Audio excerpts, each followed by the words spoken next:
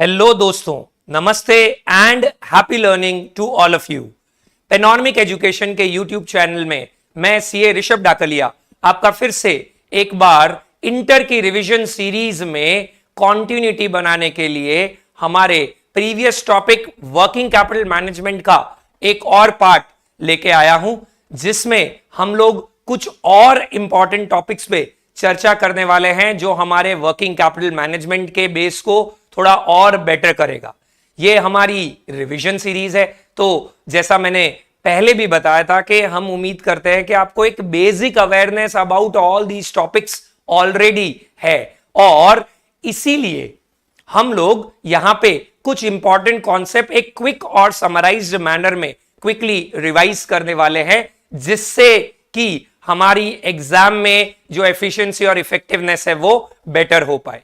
ये हमारा previous session का ही शीट है जिसमें हमने सारे टॉपिक्स को जॉट डाउन किया था, और देखिए जिस पे मैंने स्ट्राइक आउट किया हुआ है वो टॉपिक्स हमने ऑलरेडी प्रीवियस लेक्चर में कवर कर दिए हैं। अगर कोई ऐसा है जो इस सेशन से शुरुआत कर रहा है तो मेरी ये दरखास्त रहेगी उनसे कि आप इसका प्रीवियस पार्ट 1 जो है वो जरूर देखें।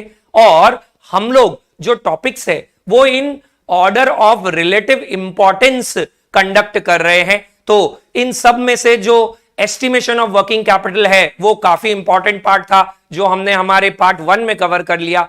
आज के सेशन में हम लोग कवर करने वाले हैं रिसीवेबल्स मैनेजमेंट में क्रेडिट पॉलिसी वाला पार्ट, बिकॉज ये अगर हम पास्ट में एग्जाम में आज क्वेश्चंस को देखेंगे तो ये क्रेडिट पॉलिसी वाले सेगमेंट से भी बहुत सारे क्वेश्चंस पूछे जाते हैं। तो आज हमारी कोशिश रहेगी कि ये क्रेडिट पॉलिसी पे बहुत वैरायटी ऑफ क्वेश्चंस बनते हैं, वो वैरायटी ऑफ क्वेश्चंस को हम कवर करेंगे। इसमें हम कुछ लॉन्ग क्वेश्चंस भी करेंगे, कुछ शॉर्ट क्वेश्चंस भी करेंगे। लॉन्ग क्वेश्चन में भी डिफरेंट सेल्स जब हो वो भी करेंगे, और हमारी सेल्स सेम रह रही हो वो भी करेंगे। ऐसे कुछ सिनेरियो हम लोग जो है वो आज के इस लेक्चर में कवर करने वाले हैं। प्रीवियस सेशन में हमने एक टॉपिक देखा था ऑपरेटिंग साइकिल, और उस ऑपरेटिंग साइकिल के जब रिवीजन में हमने टॉपिक कवर किया था तो हमने वहां पे एक पार्ट देखा था इन्वेस्टमेंट इन डेटर्स। सिमिलरली हमने जब एस्टिमेशन ऑफ वर्किंग कैपिटल किया था उसमें भी एक टॉपिक देखा था इन्वेस्टमेंट इन डेटर्स, जो कि बेसिकली ये बताता है कि जब हम क्रेडिट सेल्स करते हैं तो क्रेडिट सेल्स हमारी कुछ पैसे को ब्लॉक कर देती है डेटर्स में। रीजन बीइंग हमने माल तो उन्हें दे दिया है लेकिन वो हमें पैसा थोड़े टाइम बाद देंगे, और क्योंकि वो पैसा थोड़े टाइम बाद देने वाले हैं तो हमारा कुछ पैसा ब्लॉक हो गया। अब यहां पे आज का टॉपिक हमारा पिक्चर में आता है which is credit policy, because credit policy मतलब हम लोग कितने दिनों की मोहलत दे हमारे डेटर्स को, और कौन से लेवल ऑफ क्रेडिट पॉलिसी पे हम लोग हमारे return on capital employed in debtors, फिर से मेरा वर्ड ध्यान से सुनिएगा, return on capital employed in debtors मतलब डेटर्स में जो पैसा ब्लॉक है उस पैसे के अपॉर्चुनिटी कॉस्ट के सामने हम लोगों को कितना फायदा हो रहा है, ये क्रेडिट पॉलिसी के माध्यम से हम चेक करते हैं। सर ये कैसे पॉसिबल होगा? यहां पे हम लोग कुछ एनालिसिस करने वाले हैं। जनरली आपको क्वेश्चन में एक सिनेरियोस दे रखे होंगे which will be based on some sort of market survey that will be conducted by the firm or some sort of historical trend that might have observed by the firm, और उस observation के basis पे आपको 2-3 अलग अलग scenario दे देंगे, और उस सिनेरियो में हम लोगों को अलग अलग क्रेडिट पीरियड पे अलग अलग सेल्स दे देंगे और अलग अलग बैड डेट दे देंगे, और हम लोगों को एनालिसिस करना है। सर ये तो थियोरेटिकली बात हुई, जरा हम प्रैक्टिकल डिस्कशन करें तो बेटर रहेगा। तो चलिए वो हम चेक करते हैं। ये हमारे प्रीवियस लेक्चर के कुछ टॉपिक्स थे, जैसे कि ऑपरेटिंग साइकिल, जैसे कि एस्टिमेशन ऑफ वर्किंग कैपिटल, जैसे कि कॉस्ट शीट, जैसे कि एग्जिस्टिंग कंपनी और न्यू कंपनी, कुछ इंपॉर्टेंट पॉइंट्स भी हमने रिवाइज किए थे। वैसे ही हम थोड़ी सी आज चर्चा जो है वो कवर करने वाले हैं हमारी क्रेडिट पॉलिसी के ऊपर। जब हम क्रेडिट पॉलिसी की बात करते हैं तो क्रेडिट पॉलिसी में हमारा प्राइमरी ऑब्जेक्टिव होता है कि ये चेक करना कि डिफरेंट पॉलिसी लेवल्स पे हम लोगों को कितना फायदा हो रहा है, how much gain we are making at different levels. ये कैसे होगा, थोड़ा अंडरस्टैंड करने की कोशिश करते हैं। जब हम क्रेडिट पॉलिसी की बात कर रहे हैं, हम लोगों को नॉर्मली एक प्रेजेंट सिनेरियो दिया हुआ रहेगा और उस प्रेजेंट सिनेरियो के साथ साथ हम लोगों को कुछ प्रोपोज्ड पॉलिसी दे रखी होगी और हम लोगों को यह चेक करना है कि प्रेजेंट बेटर है कि प्रोपोज बेटर है। किस बेसिस पे? एग्जिस्टिंग लेवल पे हम लोगों को सेल्स दे रखा होगा, वेरिएबल कॉस्ट दे रखा होगा, फिक्स्ड कॉस्ट दे रखा होगा, बैड डेट दे रखा होगा, कैश डिस्काउंट दे रखा होगा, कलेक्शन एक्सपेंसेस दे रखे होंगे। और रिवाइज्ड या प्रोपोज्ड पॉलिसी पे भी हम लोगों को variable cost, fix cost, bad date, cash discount, collection expenses ये दे रखे होंगे। तो एग्जिस्टिंग सिचुएशन को हम कंपेयर करेंगे प्रोपोज्ड सिचुएशन से और देखेंगे कि हमें प्रॉफिट हो रहा है कि नहीं हो रहा। अब यहां पे स्टूडेंट अक्सर थोड़ा सा अगर एलोंगेटेड सोच नहीं रखता है तो गड़बड़ी की संभावना होती है, क्योंकि कई बार लोग ऐसा ही सोचते हैं कि एग्जिस्टिंग से अगर प्रोपोज में आपको थोड़ा फायदा हो रहा है मतलब आप उस पॉलिसी को सिलेक्ट कर लीजिए। जी नहीं, ऐसा नहीं करेंगे। सिर्फ प्रॉफिट बढ़ना इंपॉर्टेंट नहीं है, क्योंकि प्रॉफिट बढ़ रहा है कब बढ़ेगा? जब सेल्स बढ़ेगी, और सेल्स बढ़ रही है और अगर हमने क्रेडिट पीरियड की मोहलत जो है वो थोड़ी बढ़ा दी है, मतलब हमारा इन्वेस्टमेंट इन डेटर्स भी बढ़ जाएगा। क्यों बढ़ जाएगा? बिकॉज पहले अगर हमारा डेटर 30 दिन में पैसा देता था और सपोज अब वो 60 डेज में पैसा देने वाला है, तो कल मैंने आपको साइकिल के बारे में प्रीवियस लेक्चर्स में जब डिस्कशन किया था तो मैंने बताया था कि अगर 30 डेज की जगह 60 डेज है तो पूरा पैसा हमारा धीरे धीरे आएगा, मतलब हमारा इन्वेस्टमेंट बढ़ जाएगा। तो प्रॉफिट बढ़ना सिर्फ इंपॉर्टेंट नहीं है, उस रिवाइज्ड प्रॉफिट पे हमारा इन्वेस्टमेंट इन डेटर्स कितना होगा और वो इन्वेस्टमेंट इन डेटर्स पे हमारा अपॉर्चुनिटी कॉस्ट कितना होगा, उस अपॉर्चुनिटी कॉस्ट के सामने अगर हमारा जो प्रॉफिट है वो इंक्रीज हो रहा है रिलेटिवली, तो हमारे लिए वो पॉलिसी बेटर है। तो फिर से एक बार मैं रिपीट कर रहा हूं कि जब हम क्रेडिट पॉलिसी की एनालिसिस कर रहे हैं तो सिर्फ प्रॉफिट बढ़ना इंपॉर्टेंट नहीं है, प्रॉफिट के साथ साथ हम लोगों का एक और इंपॉर्टेंट सिनेरियो चेक करना है, which is our opportunity cost. आप अगर देख सकते हैं तो मैंने यहां पे कुछ बेसिक पॉइंट्स लिखे हैं और अगर आप बुक के साथ बैठे हैं तो डेफिनेटली इन पॉइंट्स को जरूर नोट डाउन करें, बिकॉज ये हमारा बेसिक अवेयरनेस देगा हमें about how to solve these kind of questions. तो जब भी क्रेडिट पॉलिसी का क्वेश्चन आए, पहला पार्ट जो हम करेंगे वो करेंगे हम लोग इनकम स्टेटमेंट को प्रिपेयर करेंगे। इनकम स्टेटमेंट में हम लोग प्रॉफिट ढूंढेंगे। वो प्रॉफिट के लिए हम लोगों को सेल्स के साथ साथ मोटा मोटी ये जो 5-6 तरह की चीजें हैं वो दे रखी होगी, जैसे कि variable cost, fix cost, bad date, cash discount, collection expenses. हो सकता है आपको एवरेज कॉस्ट दे दे तो उसमें आपको कॉस्टिंग के मार्जिनल कॉस्टिंग का कॉन्सेप्ट लगा के वेरिएबल और फिक्स का बाइफरकेशन करके वो बेसिक पहलू को ध्यान में रखना है कि फिक्स तो फिक्स रहता है, अगर हमारा जो सेल्स है वो बढ़ेगा भी तो फिक्स में चेंज नहीं आएगा, वेरिएबल में चेंज आएगा। सेकंड चीज जो आपको ध्यान में रखनी है इसमें, that is going to be your average collection period के बेसिस पे investment in receivables. Investment in receivables क्या होता है? इन्वेस्टमेंट इन रिसीवेबल्स हमने प्रीवियस सेशन में भी कवर किया था। एक सिंपल सा मैं एग्जांपल ले रहा हूं। सपोज हमारा कॉस्ट ऑफ सेल्स जो है वो है 3,60,000 रुपीज। 3,60,000 रुपीज मतलब बेसिकली हमने 360 दिनों में 3,60,000 का माल बेचा है, मतलब बेसिकली हम 1,000 रुपए का माल डेली बेच रहे हैं। और अगर मैं डेटर्स को 30 दिनों की मोहलत दे रहा हूं, मतलब आप इमेजिन करो जब आपका बिजनेस स्टार्ट हुआ होगा तो स्टार्टिंग के वक्त आपने रोज 1,000 की सेल्स की होगी। कब तक? For initial 30 days. तो बेसिकली इसमें यूं हो जाएगा कि आपका 30,000 तक का माल तो चला गया लेकिन पैसा अभी तक नहीं आया है। 31st डे से ऐसा होगा कि आप माल भी नया बेच रहे हो लेकिन जो फर्स्ट डे पे सेल किया था वो पैसा भी आपके पास वापस आ गया।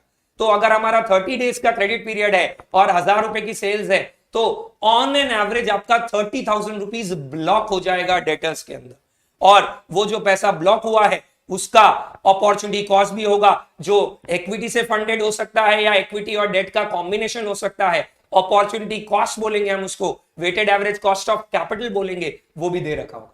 सर अगर हम इसी क्रेडिट पॉलिसी को 60 डेज कर दे तो क्या होगा?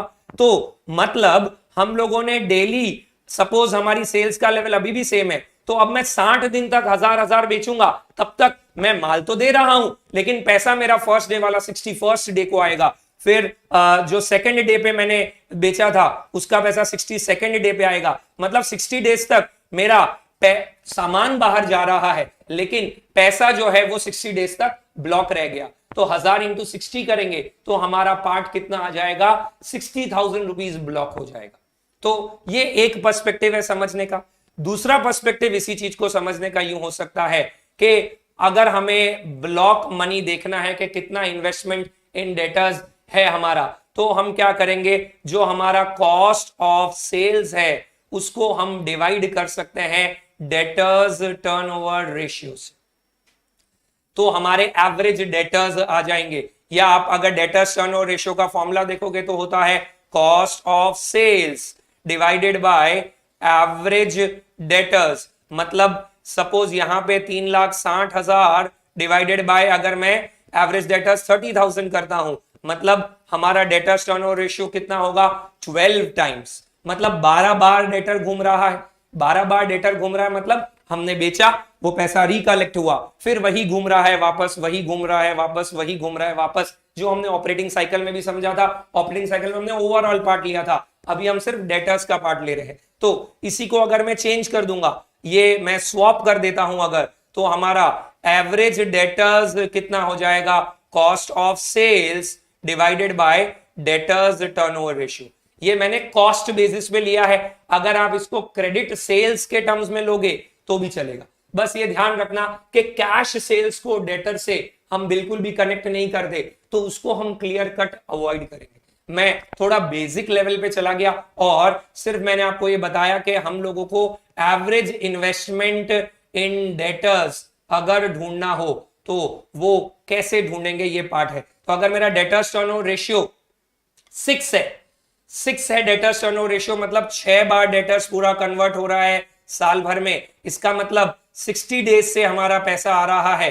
तो यहां पे 3,60,000 डिवाइडेड बाय, अगर आप 6 कर दोगे तो एवरेज इन्वेस्टमेंट इन डेटर्स जो है वो आपका 60,000 हो जाएगा। तो यहां पे वापस अगर मैं सेकंड पार्ट पे आऊं तो हमारा अपॉर्चुनिटी कॉस्ट हम किस तरीके से ढूंढेंगे क्रेडिट पॉलिसी के लिए? बिकॉज क्रेडिट पॉलिसी का मतलब है हम ये देख रहे हैं कि हम 30 दिन की मोहलत दे या 60 दिन की मोहलत दे या 90 दिन की मोहलत दे या 45 दिन की मोहलत दे, उसको एनालाइज करना। तो सेकंड पार्ट होगा हम इन्वेस्टमेंट इन रिसीवेबल्स ढूंढ लेंगे, जो हमने देखा वहां पे, उससे हमारा अपॉर्चुनिटी कॉस्ट आएगा और फिर हम क्या करेंगे? इस प्रॉफिट को अपॉर्चुनिटी कॉस्ट से कंपेयर करेंगे और फिर देखेंगे कि हम लोगों को इंक्रीमेंटल कितना फायदा हो रहा है और उस इंक्रीमेंटल फायदे के बेसिस पे हम हमारी बेस्ट क्रेडिट पॉलिसी जो है वो सिलेक्ट कर लेंगे। This is the primary basis of any question of credit policy. फिर से बता रहा हूं, आप एक स्टेटमेंट बनाएंगे जिसमें सेल से लेके प्रॉफिट तक सारी चीजें लिख देंगे और हर एक सिनेरियो का प्रॉफिट ढूंढ लेंगे।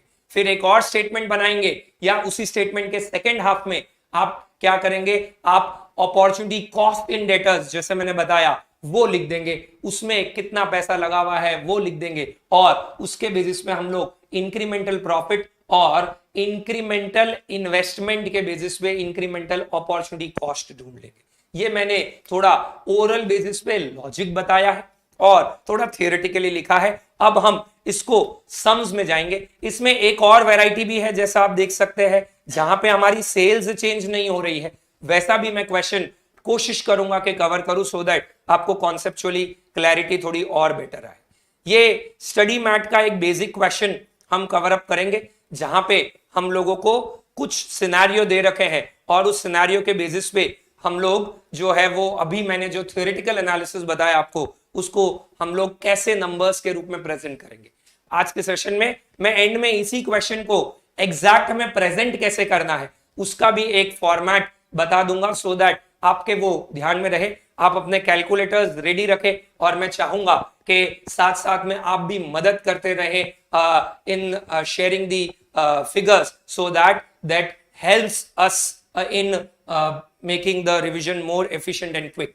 देखिए, a trader whose current sales are in the region of 6 lakhs per annum and on an average collection period of 30 days wants to pursue a more liberal policy to improve sales.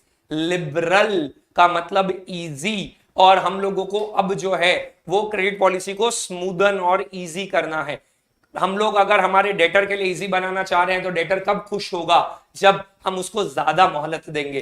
तो 30 दिन की जगह हमें scenario दे रखे हैं, अगर आप देखेंगे तो क्या सिनेरियो दे रखे हैं, पॉलिसी ए जहां पे हम 30 दिन को कितना कर देंगे, 40 दिन, पॉलिसी बी जहां पे हम 30 दिन को कितना कर देंगे, 50 दिन, पॉलिसी सी जिसमें हम 30 दिन को कितना कर देंगे, 60 दिन, और पॉलिसी डी जहां पे हम 30 दिन को कितना कर देंगे, 75 दिन, मतलब 75 डेज। और जब हम पॉलिसी लिबरल फॉलो करेंगे तो ऑब्वियसली बात है, there will be more number of customers who will be willing to buy from us. लोग बोलेंगे अरे उनसे खरीदो, वो ट्रेडर तो अच्छी मोहलत देता है, तो हम लोगों को आराम से अच्छा खासा क्रेडिट पीरियड मिलता है। तो नॉर्मली इस तरह के क्वेश्चंस में आपको बेसिक लेवल ऑफ सेल्स के बाद जब हम पॉलिसी को थोड़ा सा लिबरल कर रहे हैं, रिवाइज कर रहे हैं, तो हमारी सेल्स में इंक्रीज होगा। ये भी आप ध्यान रख सकते हैं, कहीं नोट डाउन करना है तो कर भी सकते हैं, more the liberality in the policy, ठीक है, normally your sales will be increasing to that part, तो वो बढ़ रहा है। फिर हम लोगों को कुछ डिफॉल्ट रेट भी दे रखी है, क्योंकि अगर हम लिबरल पॉलिसी कर रहे हैं तो हम थोड़े कम क्रेडिट वर्दीनेस वाले कस्टमर्स को भी अट्रैक्ट कर रहे हैं, तो हो सकता है हमारा बैड डेट लेवल भी थोड़ा सा इंक्रीज हो जाए, तो ये भी यहां पे दे रखा है। और नीचे कुछ और सिनेरियो दे रखे हैं, the selling price per unit is ₹3, average cost per unit is 2.25, variable cost per unit is 2। ये यहाँ पे मैंने जो अभी थोड़ी देर पहले बताया था, मार्जिनल कॉस्ट का फंडा लग जाएगा, क्योंकि वेरिएबल कॉस्ट हमारा ₹2 है प्रेजेंट लेवल पे, मतलब फिक्स कॉस्ट 0.25 है, और 6 लाख हमारी टोटल सेल्स है, और अगर हमारी सेलिंग प्राइस 3 है तो कितनी नंबर ऑफ यूनिट्स प्रेजेंटली हम बेच रहे हैं, बताओ जरा।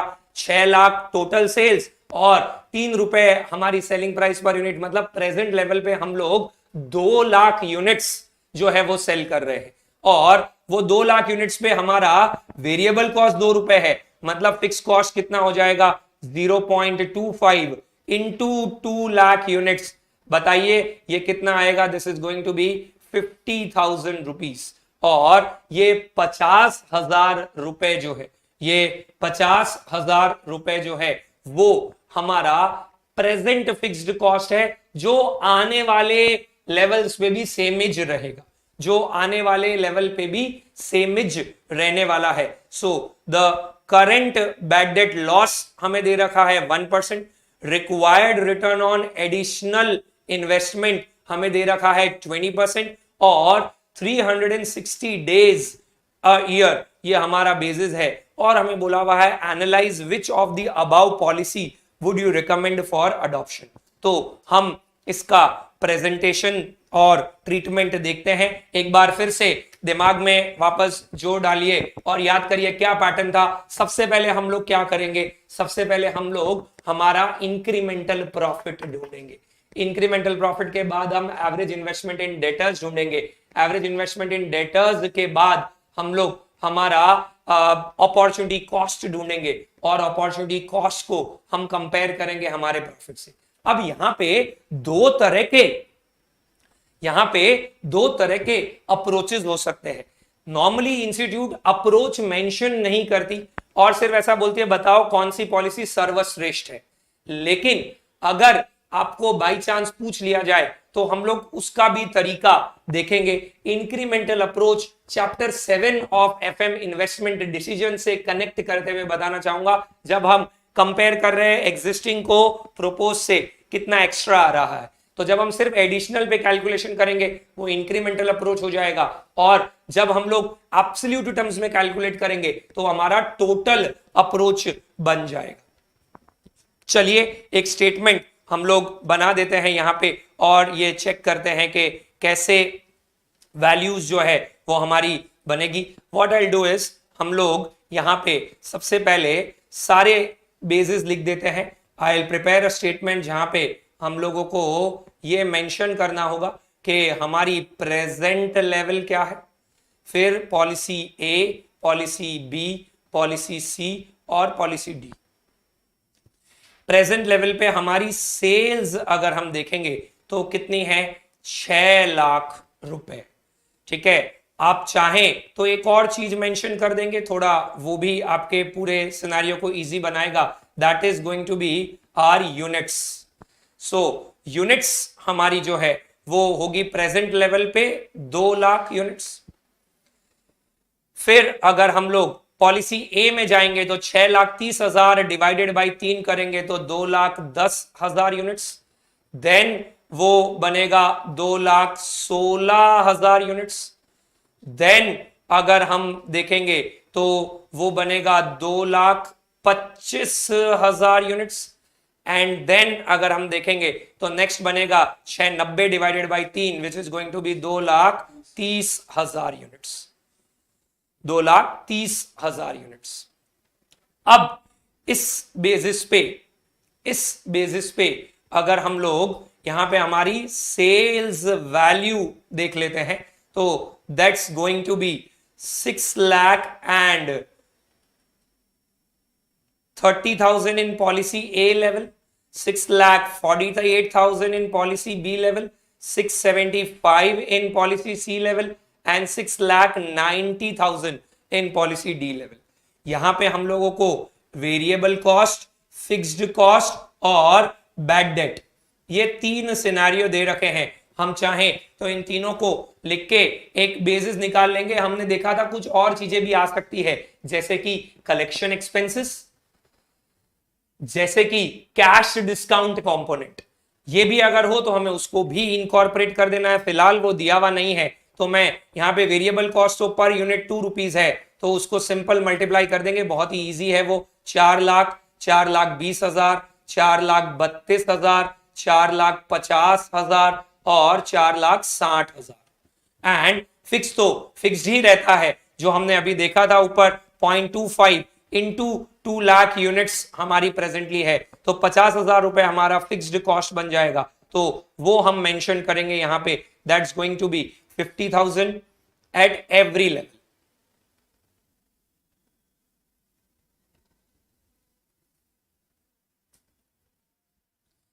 जैसे ही हमने 50,000 रखा, हमारा variable cost, fix cost cover हो गया। बैड डेट भी दे रखा है, प्रेजेंट लेवल पे बैड डेट है हमारा 1%, मतलब 6,000 रुपए आ जाएगा।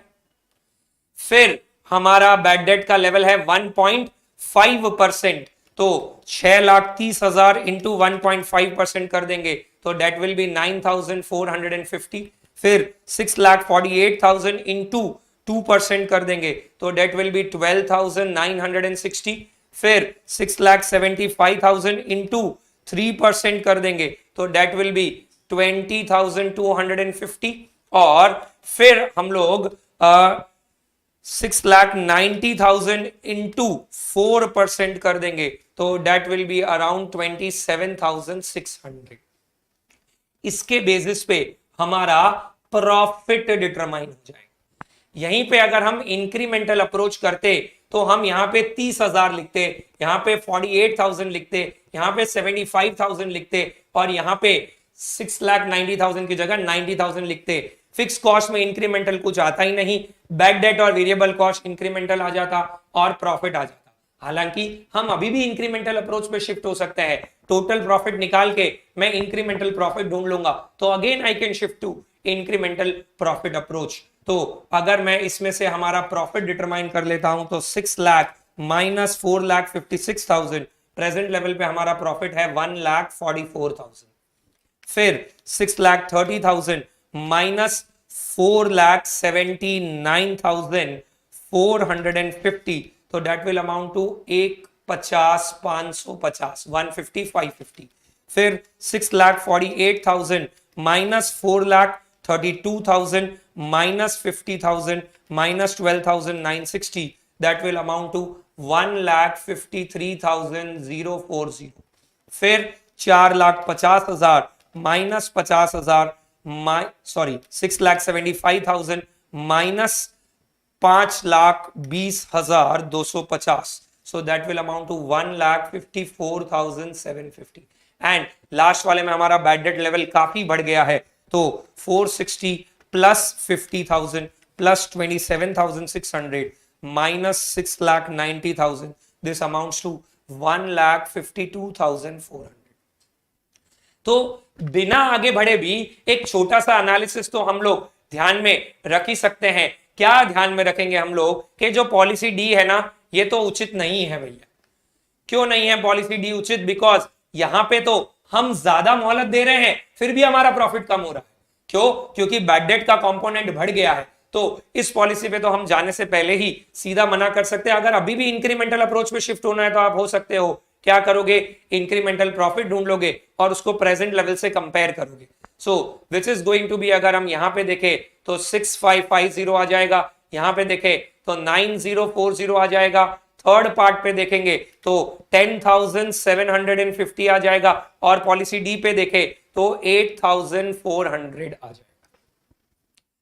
आई थिंक ये हमारे इंक्रीमेंटल प्रॉफिट्स हो गए प्रेजेंट लेवल से। मतलब अगर मैं पॉलिसी ए में शिफ्ट होता हूं तो मुझे लगभग इतना एडिशनल फायदा होगा, बी में अगेन, सी में अगेन। इस तरीके से आपने ये पैटर्न्स बना दिए। थोड़ा और आगे चलते हैं और अब second part of the question करते हैं। सेकेंड पार्ट में हम लोगों को क्या देखना है? सेकेंड पार्ट में what will be seeing is, हम लोगों को यहां पे देखना है एवरेज इन्वेस्टमेंट इन रिसीवेबल्स। अब यहां पे पॉइंट टू बी नोटेड है, क्या पॉइंट टू बी नोटेड है कि हम उसको टोटल सेल्स में नहीं करके, क्रेडिट सेल्स में भी नहीं करके, कॉस्ट ऑफ क्रेडिट सेल्स पे करेंगे। वो ध्यान में रखना है। क्यों ऐसा? बिकॉज हम लोग जब क्रेडिट सेल्स देख रहे हैं तो क्रेडिट सेल्स में हमारा प्रॉफिट कंपोनेंट भी इंक्लूडेड है। क्रेडिट सेल्स में हमारा प्रॉफिट कंपोनेंट भी इंक्लूडेड है, और वो कंपोनेंट इंक्लूड होने के कारण हम लोग जो इन्वेस्टमेंट देखेंगे वो इंस्टेड ऑफ टोटल बेसिस हम लोग उसको कॉस्ट बेसिस पे देखेंगे या कैश कॉस्ट बेसिस पे देखेंगे।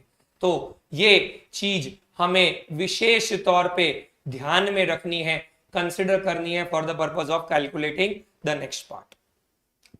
एक और चीज आप मुझे अब एक और चीज बताइए कि जब मैं इन्वेस्टमेंट इन रिसीवेबल्स देख रहा हूं तो मुझे इनमें से ऊपर जो खर्चे हैं उनमें से कौन कौन से खर्चे लेने चाहिए, मुझे देख के बताइए जरा। Variable cost, fix cost, bad date, क्या मुझे टोटल लेना चाहिए 456, या मुझे सिर्फ वेरिएबल कॉस्ट लेना चाहिए, या मुझे variable cost plus fixed cost लेना चाहिए? आपके हिसाब से जरा दिमाग के घोड़े दौड़ा के बताइए मुझे कि क्या कंसिडरेशन में आना चाहिए। Shall it be 4 lakh for the purpose of calculating investment in debtors? Shall it be 4,50,000 और shall it be 4,56,000?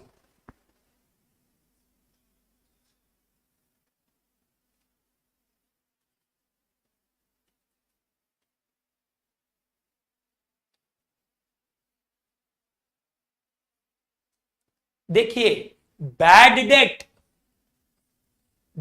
डेट जो है वो मैं जब गुड्स बना रहा हूं तो नहीं लागू, वो एक कॉस्ट है जो मेरे प्रॉफिट को कम कर रहा है। बट अपफ्रंट अगर हम देखेंगे तो उस अपफ्रंट बेसिस पे we should not be considering it. तो what we should consider is, जी हां, काफी अच्छे से रिस्पॉन्स आ रहा है। सभी ने variable cost and fix cost को इनकॉर्पोरेट करते हुए तो मुझे बताया है कि 4.5 लाख जो है वो होना चाहिए सर फर्स्ट केस में। तो हम लोग यहां पे अब क्या पार्ट ढूंढेंगे? Investment in receivables, which is nothing but cost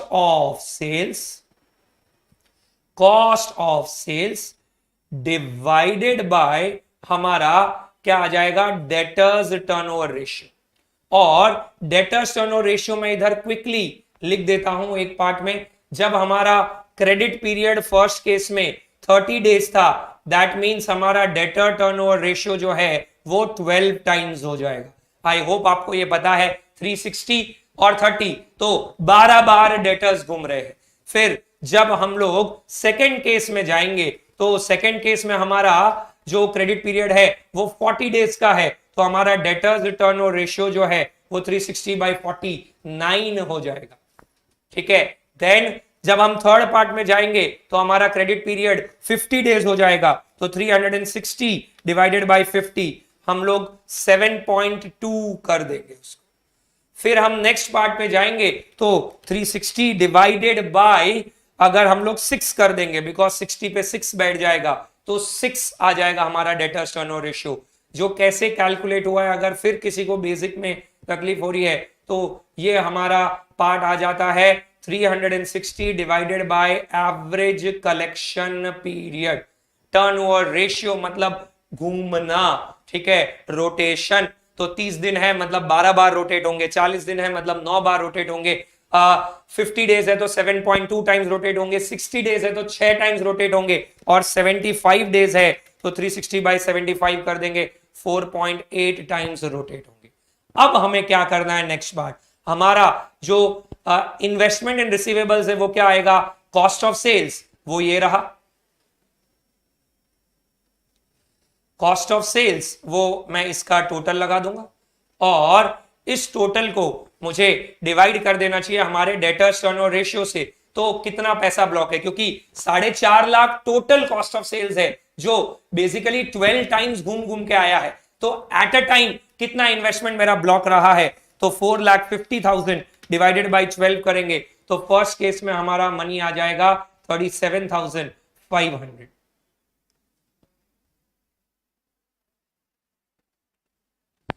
second case में क्योंकि हमने मोहलत ज्यादा दे दी है तो धीरे धीरे पैसा आएगा, मतलब पैसा ज्यादा ब्लॉक हो गया, तो उस केस में हम लोग करेंगे तो आ जाएगा 4,70,000 divided by 9, that will amount to 52,222।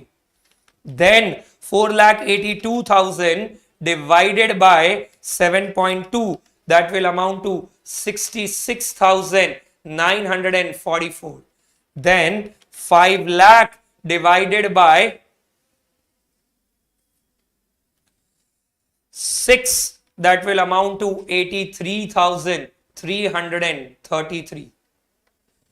And then 5,10,000 divided by 4.8, तो ये हो जाएगा 1,06,250 रुपए।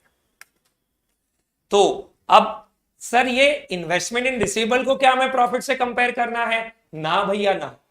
इन्वेस्टमेंट इन रिसीवेबल मतलब हमारे वर्किंग कैपिटल में से इतना पैसा डेटर्स में ब्लॉक हो गया और उसका कुछ अपॉर्चुनिटी कॉस्ट है जो हमें क्वेश्चन में दे रखा है, ये रहा, देखिए, required return on additional investment. तो यहां पे अगर हम इस पॉलिसी से पॉलिसी नंबर 1 से पॉलिसी नंबर 2 पे शिफ्ट हो रहे हैं, तो वो अगर हम क्राइटेरिया देखें तो यहां पे एडिशनली मैं यहां पे ढूंढ लूंगा इंक्रीमेंटल इन्वेस्टमेंट, जो कि आएगा 52,222 माइनस 37,500, 14,722। देन 66,944 माइनस 37,500, जो कि आएगा 29,444। ये मैंने क्या किया है, अगर मैं मोहलत ज्यादा दूंगा तो ज्यादा पैसा ब्लॉक होगा। कितना एक्स्ट्रा पैसा ब्लॉक होगा, 14,722। यहां पे कितना एक्स्ट्रा पैसा ब्लॉक होगा प्रेजेंट पॉलिसी का कंपैरिजन में, 29,444। देन कितना पैसा ब्लॉक होगा, 83,333 minus 37,500, that will be 45,833। And then अगर हम देखें तो कितना एडिशनल पैसा ब्लॉक आएगा, अगर यहां पे देखें तो 1,06,500 minus 37,500, that will be 1,06,250 minus 37,500, that will be 68,750।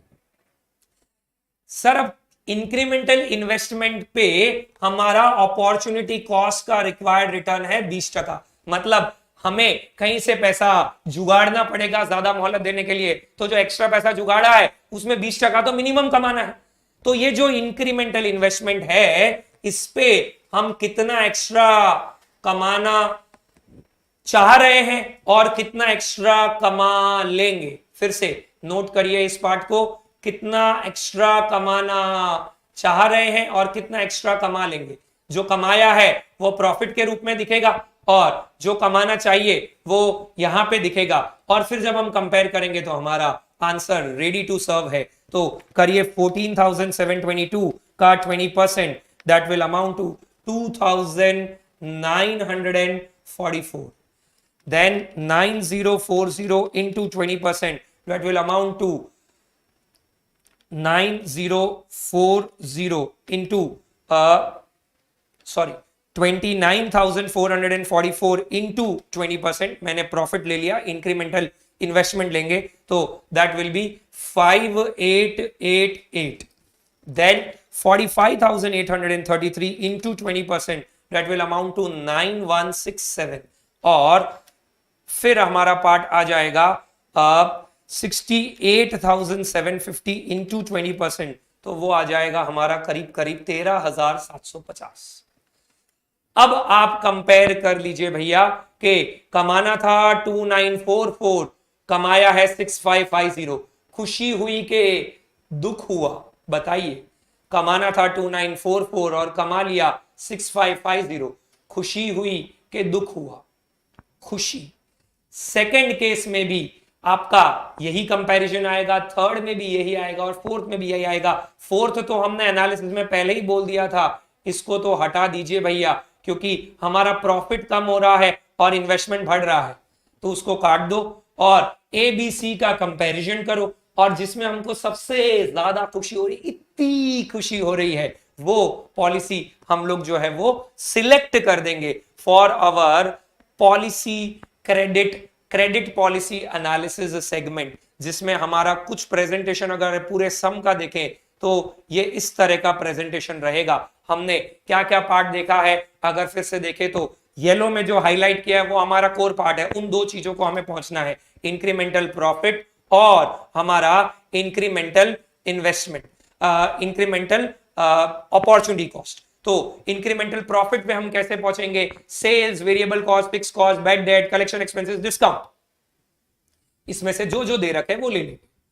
Similarly हम इंक्रीमेंटल इन्वेस्टमेंट पे कैसे पहुंचेंगे? Point to be noted, bad debt हम लोगों को कंसिडरेशन में लेना नहीं है whenever we are going to calculate our investment, क्योंकि बैड डेट हम इन्वेस्ट नहीं कर रहे हैं, वो नुकसान हो रहा है, प्रॉफिट के लिए कंसिडरेशन में आएगा, बट हम लोगों को उसको इधर कंसिडरेशन में नहीं लेना है. तो यहां पे जो कॉस्ट ऑफ सेल्स है उसमें बैड डेट को हम इंक्लूड नहीं करेंगे, ये याद रखिएगा for the purpose of calculation.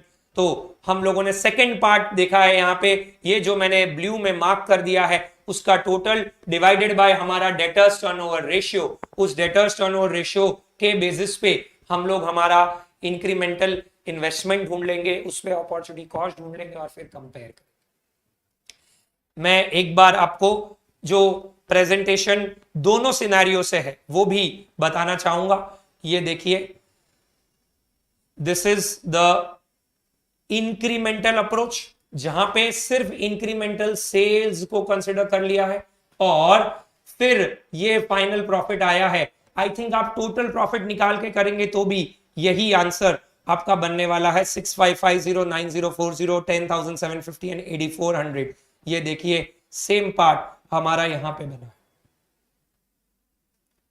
ठीक है, तो आप कैसे भी प्रेजेंट कर सकते हैं. कन्वीनियंटली मैं ऐसा बोलता हूं कि जब हम सारी चीजें लिख देंगे तो गड़बड़ थोड़ी कम होने की संभावना रहती है, इसलिए ये पार्ट रहा. इसी का ही सेकंड पोर्शन रहेगा हमारा रिक्वायर्ड रिटर्न. तो आप देखिए कॉस्ट ऑफ क्रेडिट सेल्स, तो 450, 470, मतलब हम लोगों ने क्या ध्यान में रखा है यहाँ पे? बैड डेट को ढंग से इग्नोर करना है, ध्यान रखिएगा. ठीक है, उसको हमें कंसिडरेशन में नहीं लेना है. कलेक्शन पीरियड के बेसिस पे हम लोगों ने यहाँ पे डेटर्स टर्नओवर रेशियो लिख दे तो और थोड़ा बेटर रहेगा. 30 है तो 12, 40 है तो 9, 50 है तो 7.2, 60 है तो 6 और ये 4.8. फिर कॉस्ट ऑफ क्रेडिट सेल्स को जब उससे डिवाइड करेंगे तो इन्वेस्टमेंट से इंक्रीमेंटल इन्वेस्टमेंट, वो रिक्वायर्ड रेट ऑफ रिटर्न, और फिर हम कंपेयर करेंगे ये वाले पार्ट को ऊपर वाले पार्ट से जिसमें सबसे ज्यादा खुशी हो रही हो, वो हम लोग जो है वो इनकॉर्पोरेट कर लेंगे.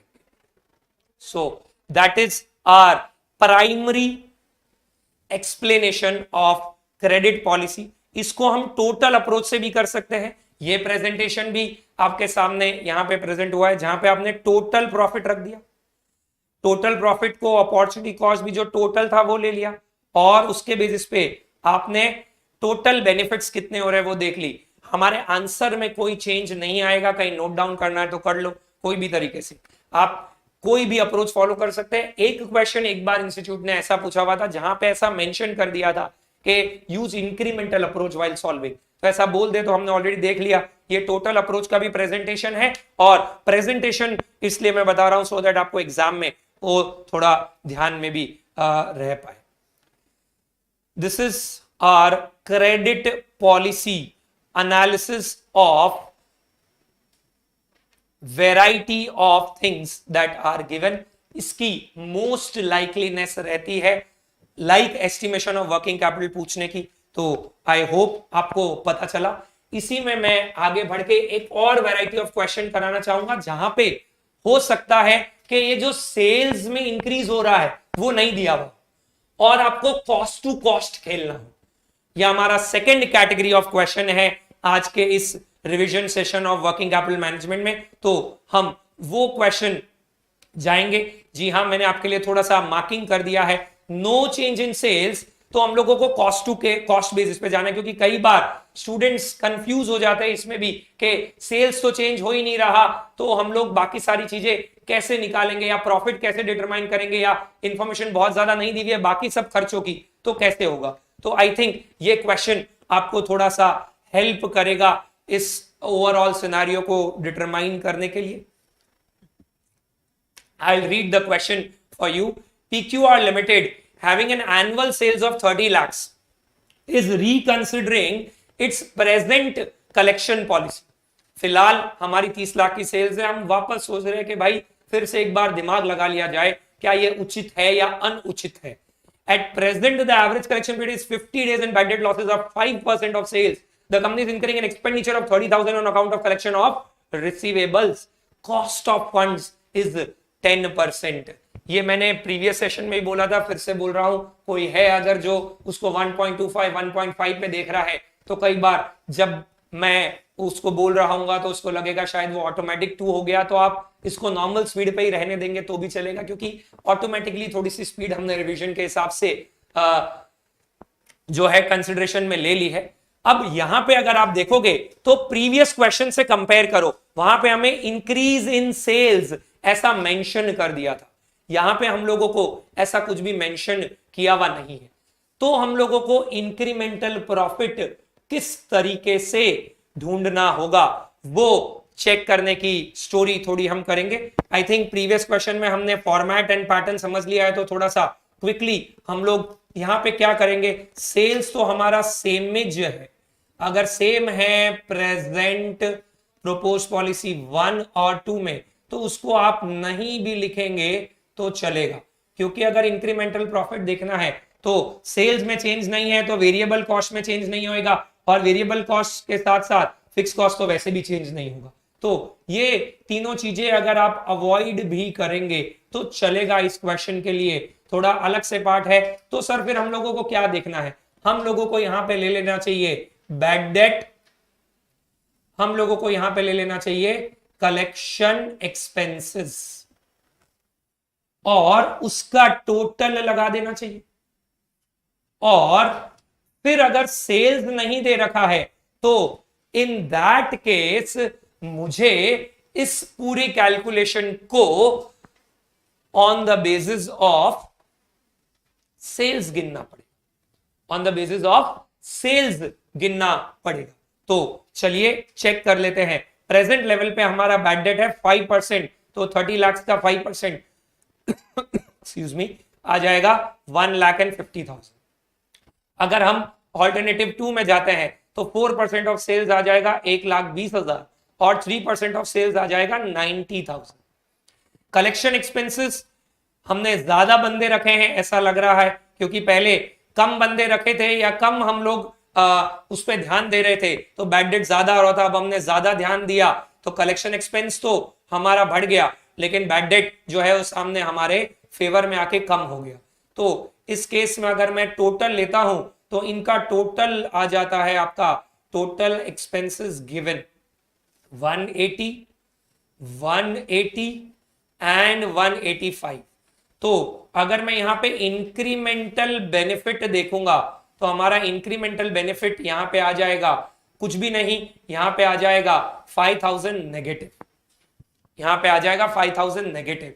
क्यों 5000 नेगेटिव? बिकॉज इस केस में हमारा कलेक्शन एक्सपेंस सब्सटैंशियली बढ़ गया है।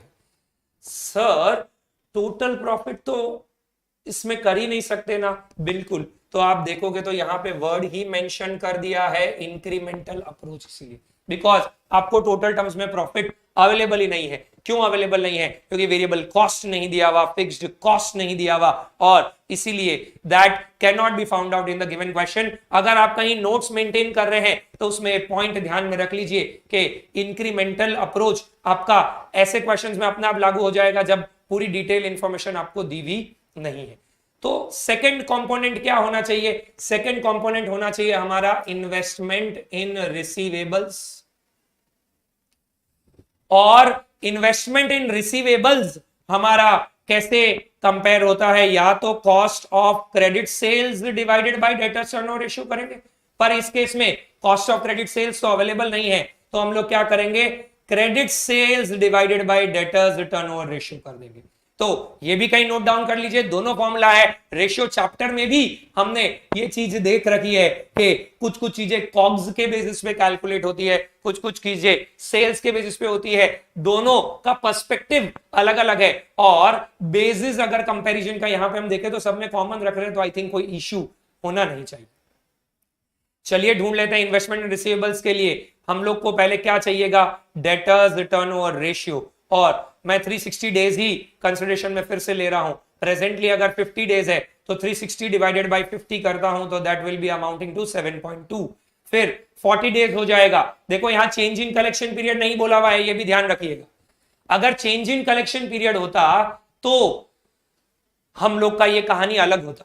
यहां पे कलेक्शन पीरियड ही एब्सोल्यूट टर्म्स में दे दिया है, तो 40 डेज अगर हो गया है तो डेटर्स टर्नओवर रेशियो उस केस में हो जाएगा 9।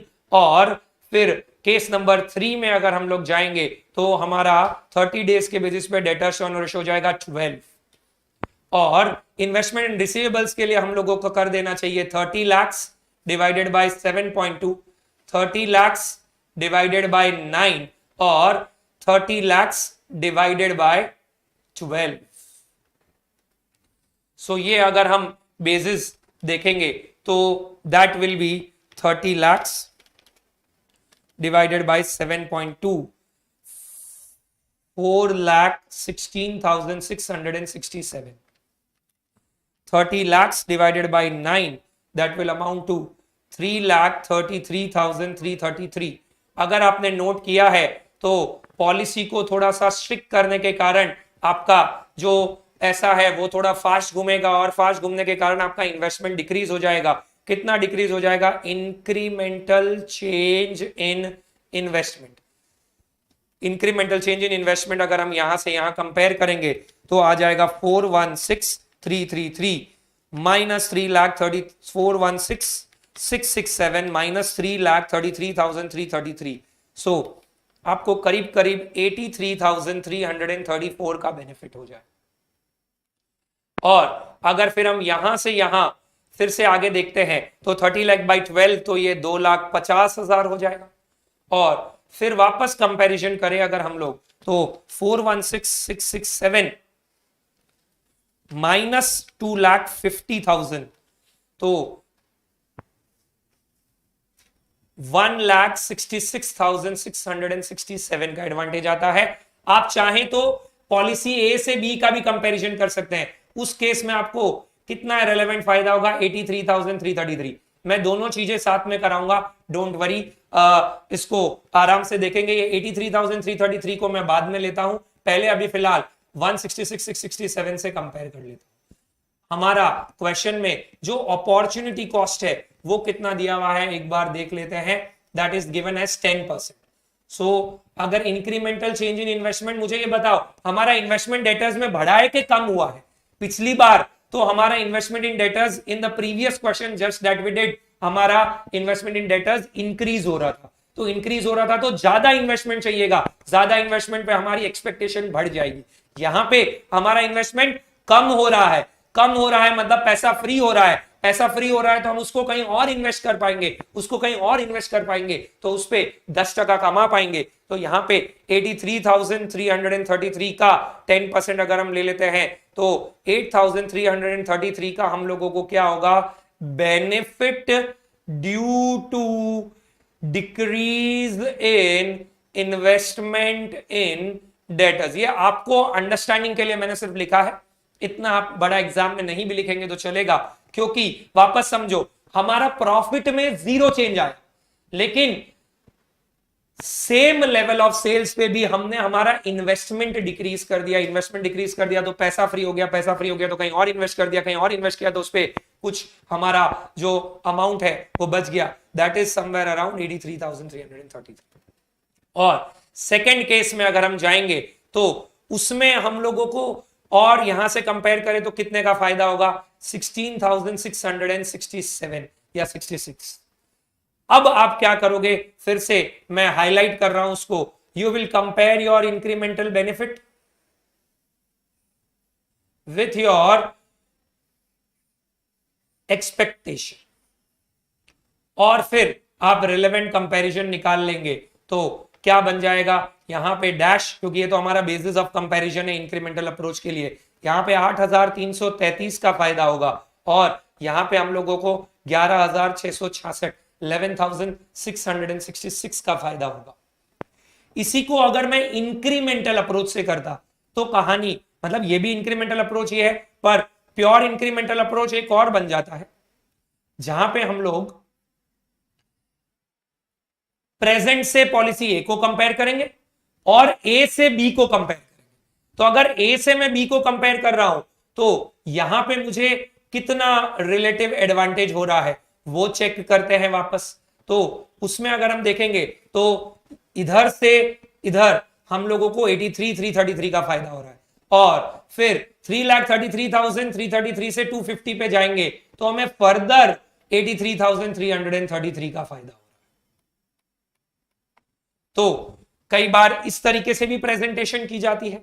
इसको अगर हम अब वापस देखेंगे तो इसका 10% 8,333 और जब हम बी अप्रोच पे जा रहे हैं तो एडिशनली हमें 8,333 का फायदा।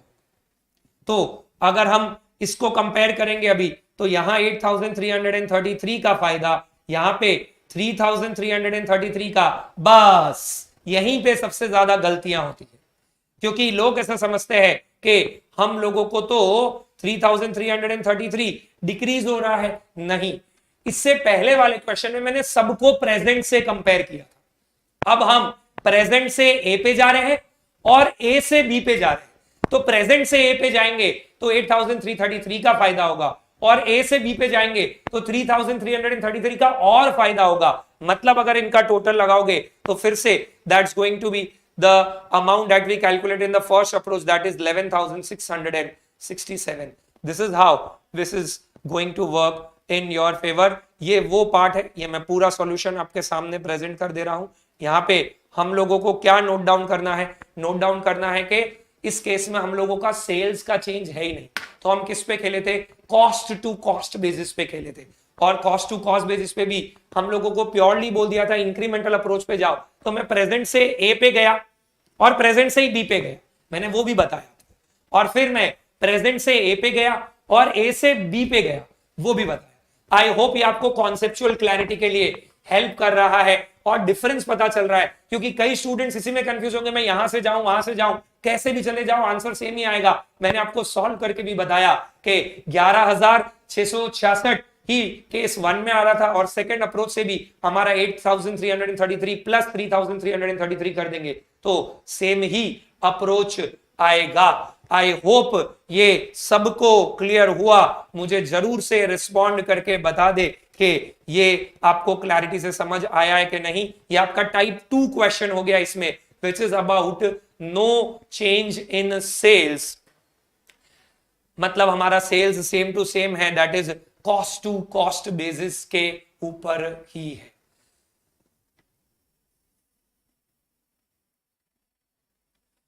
इस बेसिस पे कई सारे क्वेश्चंस आते हैं, आपको कुछ पॉइंट जॉट डाउन करना है तो जरूर से जॉट डाउन कर ले अपने लेवल पे।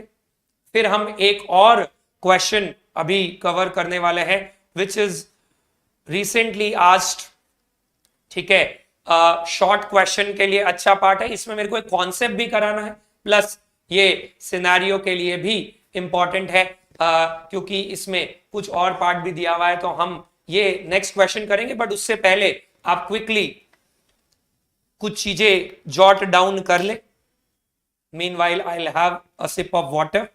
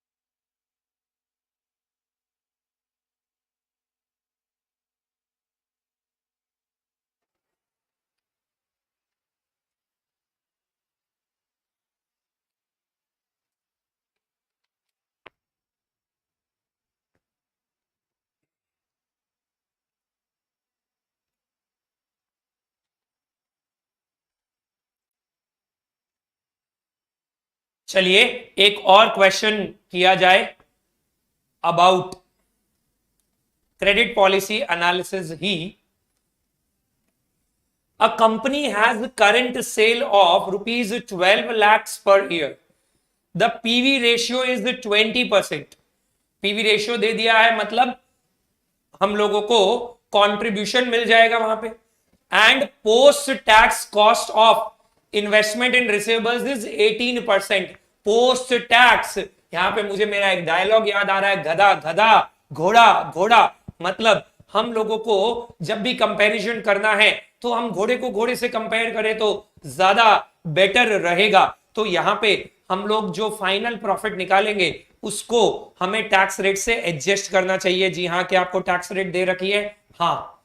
तो the current credit terms are 1/10 net 50। बस ये थोड़ा सा एक बार क्विक रिवीजन के लिए ही मैंने ये सम लिया था कि 1/10 नेट 50 डेज का मतलब क्या होता है। अगर 10 दिन में पेमेंट किया तो 1% का डिस्काउंट, और 50 डेज जनरली हमारा क्रेडिट पीरियड रहेगा।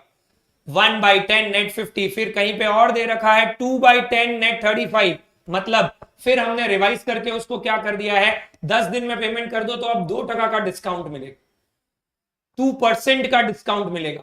और नेट 35 डेज, मतलब हमें अब 50 डेज की जगह पे 35 डेज का ही जनरल क्रेडिट पीरियड अवेलेबल होगा। अब यहां पे एवरेज कलेक्शन पीरियड और ये पीरियड अलग अलग क्यों दे दिया है? क्योंकि कुछ जन ये 50 डेज वाला ऑप्ट करेंगे, कुछ जन डिस्काउंट ले लेंगे और 10वें दिन ही पेमेंट कर देंगे। तो इसीलिए 40 डेज एक एवरेज कलेक्शन पीरियड है, क्योंकि जरूरी नहीं सब 50वें दिन ही दे, कोई 45th डे पे देगा, कोई 40th डे पे देगा, कोई 30th डे पे देगा। तो हम जब सबका एवरेज निकाल रहे हैं तो पुराना पैटर्न ये बता रहा है कि एवरेज कलेक्शन पीरियड हमारा 40 डेज है। 50% of the customers in terms of sales revenue are availing cash discount and bad debt is 2% of sales. In order to increase the sales, the company wants to liberalize its existing credit terms to 2/10 net 35 days, due to which expected sales will increase to 15 lakh rupees. 12 lakh से 15 लाख, 12 लाख से 27 लाख नहीं होगा, ध्यान रहे, मतलब 3 लाख हमारा incremental sales हो गया है। Percentage of default in sales will remain same, मतलब परसेंटेज मतलब 2% रहेगा, तो एब्सोल्यूट टर्म्स में वो बढ़ जाएगा। And average collection period will decrease by 10 days, मतलब जो हम पहले 40 दिन में कलेक्ट करते थे वो हम 30 डेज में करेंगे। 80% of the customers in terms of sales revenue are expected to avail cash discount under this proposed policy. Advise should the company change its credit terms. मैं एक बेसिक अवेयरनेस दूंगा इस क्वेश्चन की, फिर मुझे एक क्वेश्चन और भी डिस्कस करना है, शॉर्ट क्वेश्चन का पार्ट, सो दैट आपको एक रफ आइडिया आए तो कैसे हम लोगों को कवर करना है। सबसे पहले हम लोग क्या करेंगे, वही प्रॉफिट डिटरमाइन कर लेंगे, और इस केस में प्रॉफिट डिटरमाइन करने के लिए हम लोगों को सेल्स चाहिएगा, हम लोगों को पीवी रेशियो दिया हुआ है, मतलब सेल्स से कंट्रीब्यूशन आ जाएगा, उसमें से हम लोग बैड डेट लॉस लेस करेंगे और कैश डिस्काउंट जब हम ऑफर कर रहे हैं वो लेस करेंगे। कलेक्शन एक्सपेंसेस के बारे में कुछ दिया हुआ नहीं है, यहां पे मैं लिख दूंगा प्रेजेंट पॉलिसी और मैं लिख दूंगा प्रोपोज्ड पॉलिसी। सेल्स हमारी 12 लाख है, प्रोपोज्ड केस में 15 लाख है, और हमारा पीवी रेशियो हमें 20% दे दिया है, तो हम लोग यहां पे पीवी रेशियो के टर्म्स में सीधा कंट्रीब्यूशन लिख देंगे, चाहे तो वेरिएबल कॉस्ट भी लिख सकते हो, बट आई डोंट थिंक इसका कोई डायरेक्ट रिक्वायरमेंट है। यहाँ पे बैक डेट हम लोगों को परसेंटेज के टर्म्स में दे रखे हैं 2%, तो 12 लाख का 2% करीब करीब हो जाएगा 24,000, और फिर 15 लाख का 2% करीब करीब हो जाएगा 30,000, और कैश डिस्काउंट की गिनती चलिए करते हैं। अब ये समझना अच्छे से कैसे होगा, 50% of the customer in terms of sales revenue, हमारा सेल्स रेवेन्यू था 12 लाख का, उसका 50% मतलब हो गया 6 लाख, उसका 50% मतलब हो गया 6 लाख, और 6 लाख के कस्टमर्स जो है वो हमारा जो डिस्काउंट वाला पॉलिसी है उसको अवेल कर रहे हैं, मतलब वो 10वें दिन तक ही पेमेंट कर देते हैं। इसमें भी एक छोटी सी सलाह दे देता हूं, अगर आप सोच रहे हो आपको कभी ऐसा ऑफर मिल जाए तो पहले दिन मत पेमेंट करना, 10वें दिन करना, क्योंकि पहले दिन करोगे 10वें दिन करो आपको अमाउंट ऑफ डिस्काउंट सेम ही मिलेगा। तो 6 लाख का 1% कितना आ जाएगा, 6,000। हमारा cash discount in case number 1 is going to be 6,000, and proposed case में कितने परसेंट अवेल करेंगे वो भी देख लेते हैं। हमारा प्रोपोज केस में क्योंकि हमने 2% का डिस्काउंट दे दिया है तो हमने डिस्काउंट कंपोनेंट बढ़ा दिया है, तो काफी सारे लोग जो है वो अब ऐसा समझ सकते हैं कि इसको ऑप्ट करने वाले हैं। तो 80% of 15 lakhs is going to be 12 lakhs, और 12 lakhs का 2% मतलब 24,000। हमारा कैश डिस्काउंट जो है वो 4 टाइम्स बढ़ जाएगा because of this change in the new policy. इस केस में हम लोग अब हमारा प्रॉफिट ढूंढेंगे जो कि प्री टैक्स आएगा। इससे पहले वाले क्वेश्चन में टैक्स का नामो निशान नहीं था, तो मैं मानता था मेरा जो रिक्वायर्ड रिटर्न था वो भी प्री टैक्स है और जो मेरा प्रॉफिट आया है वो भी प्री टैक्स है, तो मैं घोड़े घोड़े को कंपेयर कर सकता हूं। तो 12 lakh minus 9,60,000 minus 24,000 minus 6,000, this is going to be 2,10,000, and 15 lakh minus 12 lakhs minus 30,000 minus 24,000, this is going to be 2,46,000,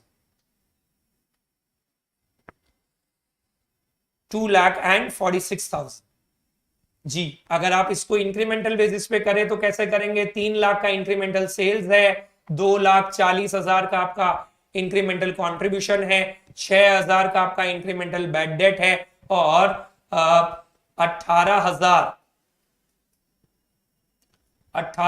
का आपका इंक्रीमेंटल जो है वो क्या बोलते हैं उसको, कैश डिस्काउंट है। तो ये जो 2,40,000 का कंट्रीब्यूशन है इसमें से ये 6,000 और 18,000 हम लोग एडिशनली माइनस करेंगे। 960 की जगह 12 लाख तो 240 हो गया, ठीक है। 240 में अगर हम लोग ये इंक्रीमेंटली एडजस्ट करते हैं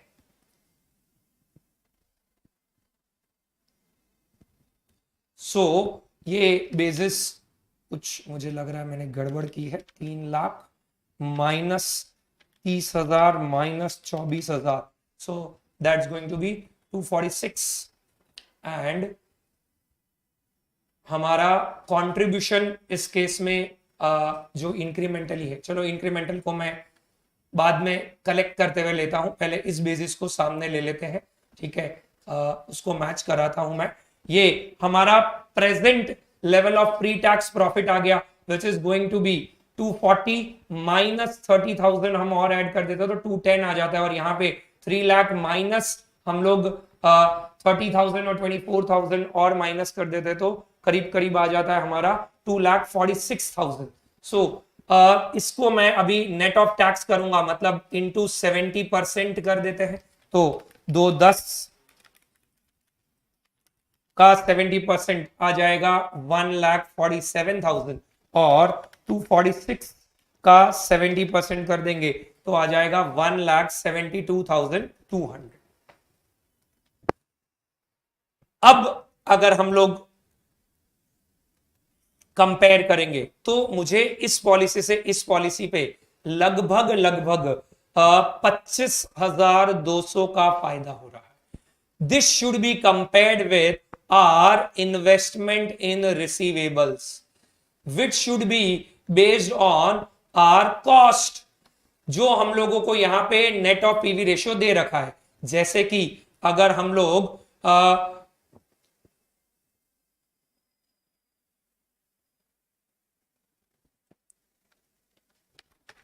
गॉट द मिस्टेक, ये कंट्रीब्यूशन नहीं, ये हमारा वेरिएबल कॉस्ट होगा। सो 12 लाख में से 960 जाएगा, फिर 24,000 जाएगा और 6,000 जाएगा, तो पार्ट होगा वो हमने गिना तो सही है, लेकिन लिखने में यहां पे वेरिएबल कॉस्ट मेंशन कर दिया। That should have been your, मैंने कंट्रीब्यूशन मेंशन कर दिया, लेकिन that should have been your variable cost. So इसको अगर हम कंपेयर करें तो इन्वेस्टमेंट इन रिसीवेबल्स हमारा कितना पार्ट आएगा वो चेक करते हैं आराम से। अगर हम लोग इसको चेक करें तो इन्वेस्टमेंट इन रिसीवेबल्स हमारा होना चाहिए इस केस में कॉस्ट, जी हाँ वो वेरीफाई हो गया, देखिए 960, क्योंकि कैश डिस्काउंट और बैड डेट। अब यहां पे एक और कहानी इंपॉर्टेंट आ जाती है कि हम लोगों को जब ये गिनना है तो हम लोग उसको किस पे गिनेंगे? क्या हम लोगों को सिर्फ 960 और 12 लाख ही लेना चाहिए, या मुझे बैड डेट और कैश डिस्काउंट को भी कंसिडर करना चाहिए? बताइए जरा मुझे क्या सिनेरियो होगा उस केस में।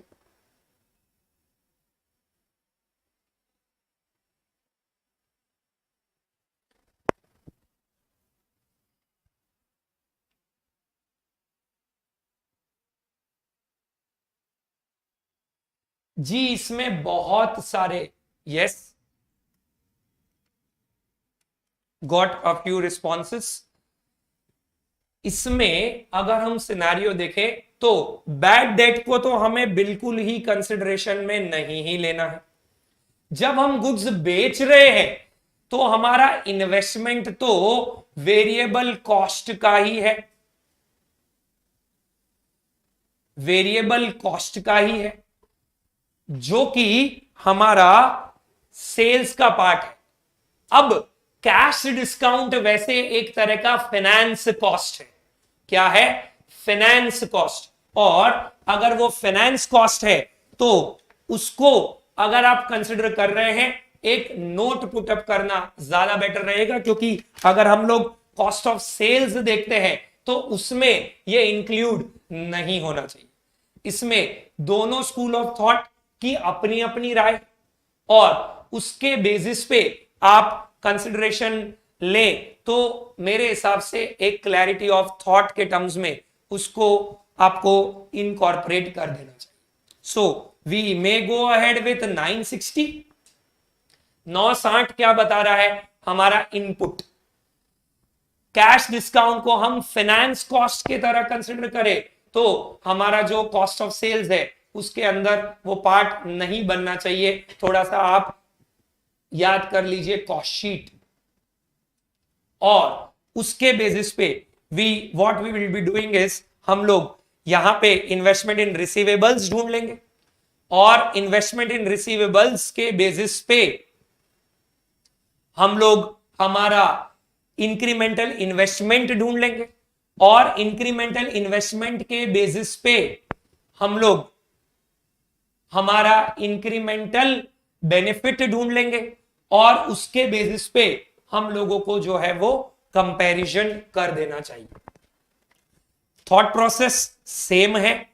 मैं जैसा स्टार्टिंग में बोला था कि इसलिए मैं इसको सिर्फ पर्सपेक्टिव के टर्म्स में डिस्कस करूंगा। यहां पे जो हमने कंट्रीब्यूशन लिख के गड़बड़ की थी, आई थिंक वो भी सही हो जाएगी हमारी। रेलेवेंट तरीके से देखे तो ये हमारा 3 लाख का एडवांटेज हो रहा है, ठीक है। यहां पे 2,40,000 हमारा नेट माइनस हो जाएगा, यहां पे 6,000 हमारा नेट माइनस हो जाएगा और यहां पे 18,000 भी हमारा नेट माइनस हो जाएगा। सो इसका टोटल अगर हम देखेंगे तो 246 प्लस 18 अगर कर देते हैं तो that is going to be 264 और 3 लाख में से 264 माइनस कर देंगे तो 36,000 का हमें रिलेटिव एडवांटेज हो।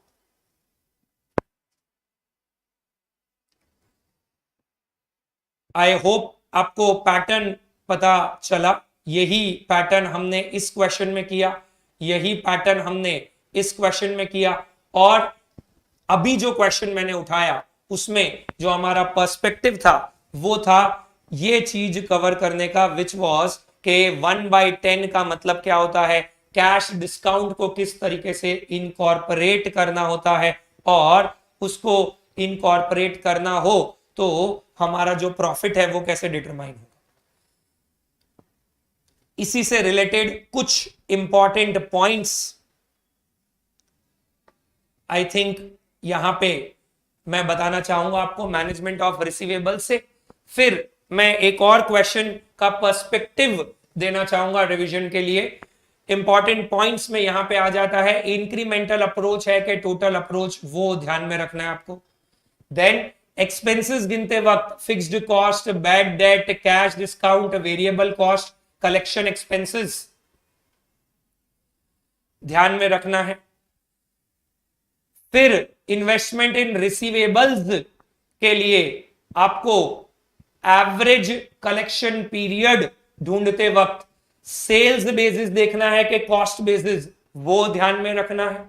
कॉस्ट बेसिस मतलब हम लोग जब कॉस्ट दे रखा हो, एक क्वेश्चन में दे रखा था। सेल्स बेसिस मतलब जब कॉस्ट की पूरी जानकारी नहीं हो, तो सेकंड वाला जो क्वेश्चन हमने किया उसमें नहीं था। और क्रेडिट टर्म्स जो 1/10 नेट 30 का मतलब क्या हुआ, 2/10 नेट 45 का मतलब क्या हुआ, वो हम लोगों को ध्यान में रखना है। इतनी चीजें अगर आप देखेंगे तो मेरे हिसाब से आपके 2 स्टेटमेंट फॉर्म में करके क्रेडिट पॉलिसी वाला पार्ट इजीली कवर अप हो जाएगा। I will give you 40 seconds to quickly just jot this down। फिर हमें एक क्वेश्चन और पर्सपेक्टिव के टर्म्स में डिस्कस करना रहेगा।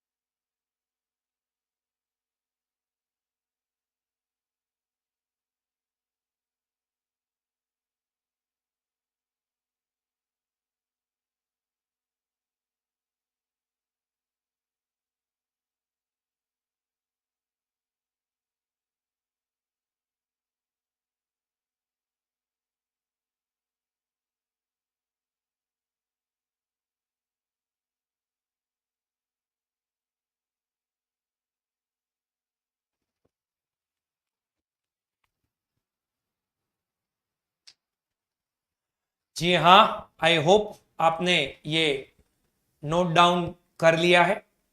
एक और क्वेश्चन हम लोग डिस्कस करना चाहेंगे जो स्टडी मैट का ही क्वेश्चन है, जो थोड़े अलग पर्सपेक्टिव से दिया हुआ है।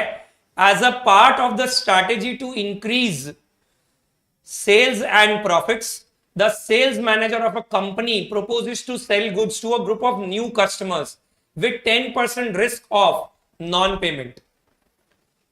This group would require 1.5 month credit and is likely to increase sales by 1 lakh per annum. Production and selling expenses amount to 80% of sales and income tax is 50%. The company's minimum required rate of return is 25%. Should the sales manager proposal be accepted? ये short question बन सकता है। अब हम थोड़ा quick perspective रखेंगे। जी हाँ, हमने 3 क्वेश्चंस ऑलरेडी चर्चा कर लिए हैं। मुझे चैट बॉक्स में एक सवाल भी नजर आ रहा है। ठीक है, I just come back to the same. पहले हम लोग ये कवर अप कर लेते हैं। देखो यहां पे क्या बोला हुआ है, हम लोग एक नए ग्रुप ऑफ कस्टमर जो जा रहे हैं जहां पे 10% रिस्क ऑफ नॉन पेमेंट है। हमारी सेल्स कितने से बढ़ेगी? 1 लाख पर एनम से। Production and selling expenses amount to 80%। तो अगर हम इंक्रीमेंटल अप्रोच पे जाते हैं तो 1 लाख की सेल्स पे 80,000 का हमारा खर्चा ही लग जाएगा। तो हमें 20,000 बेसिकली इंक्रीमेंटल कॉन्ट्रीब्यूशन मिलेगा। ठीक है, इनकम टैक्स रेट 50% है। Companies minimum required rate of return is 25%. Should the sales manager's proposal be accepted? 10% of risk of non-payment मतलब हम उसको टोटल सेल से अटैच करेंगे। ये पॉइंट को लेके कई बच्चे कंफ्यूज हो जाते हैं कि हम लोग इसको कैसे गिने सर। तो मेरे हिसाब से ये हम प्रोबेबिलिटी अप्रोच से जाएंगे और 1 लाख का 10% मतलब 10,000 बैड डेट कंसिडर कर लेंगे, क्योंकि रिस्क ऑफ प्रोबेबिलिटी को हमने इनकॉर्पोरेट कर लिया है, जो हमने capital budgeting, risk analysis in capital budgeting में भी थोड़ा कवर अप किया था। तो 10,000 हमारा इंक्रीमेंटल बेनिफिट होगा जो प्री टैक्स है, और अगर हम पोस्ट टैक्स देखें तो 5,000 माइनस करके we will reach to 5,000. This is sales, this is variable और production expenses, this is before bad debt, this is bad debt के चांसेस, ये हमारा नेट प्रॉफिट बिफोर टैक्स, इसमें 5,000 टैक्स कट जाएगा तो 5,000 आए। इसका मतलब क्या हमें प्रपोजल एक्सेप्ट कर लेना चाहिए? नहीं, ये तो सिर्फ एक एंगल है। दूसरा एंगल कौन सा है? दूसरा एंगल है हम लोगों को कितना पैसा इन्वेस्टमेंट के टर्म्स में देखना रहेगा, वो भी तो चेक करना रहेगा। तो देखिए आप 1.5 मंथ क्रेडिट दिया हुआ है। 1.5 मंथ क्रेडिट का मतलब क्या हुआ कि हमारा 1.5 मंथ्स। तो जब हम लोग 12 मंथ्स डिवाइडेड बाय 1.5 मंथ्स करेंगे तो हमारा डेटर्स टर्नओवर रेशियो इस बेसिस में कितना आ जाएगा? 8। और क्या हमें यहाँ पे value of cost of sales दे रखा है? हाँ, तो 80,000 डिवाइडेड बाय 8 करेंगे, मतलब हमारा 10,000 डेटर्स में पैसा जो है वो इन्वेस्टेड रहेगा, और 10,000 में post tax required rate of return कितना है? 25%। तो 10,000 आपका इंक्रीमेंटल इन्वेस्टमेंट का 25%, 2,500 के सामने हम लोगों को 5,000 का बेनिफिट हो रहा है। मैं फॉर्मेट से नहीं आ रहा, सिर्फ ओरली डिस्कस कर रहा हूं ये कि शॉर्ट क्वेश्चन आया तो आप सीधा गिन सकते हो किस तरीके से 80,000 हमारा साल भर का इंक्रीमेंटल कॉस्ट होगा। उसको हम लोग अगर इन terms of debtors turnover ratio देखेंगे तो डिवाइडेड बाय 8 कर दिया। सर आप 8 कहां से लाए? 1.5 मंथ्स का क्रेडिट पीरियड है, 12 मंथ्स डिवाइडेड बाय 1.5 तो 8 डेटर्स टर्नओवर रेशियो हो गया, और 80,000 बाय 8 किया तो 10,000। 10,000 को हमें एक्स्ट्रा लगाना पड़ेगा, वो कहीं से जुगाड़ेंगे। उस पे 25% रिक्वायर्ड रेट ऑफ रिटर्न है आफ्टर टैक्स, तो 2,500 चाहिए था, 5,000 मिल रहा है। खुशी हुई कि दुख हुआ?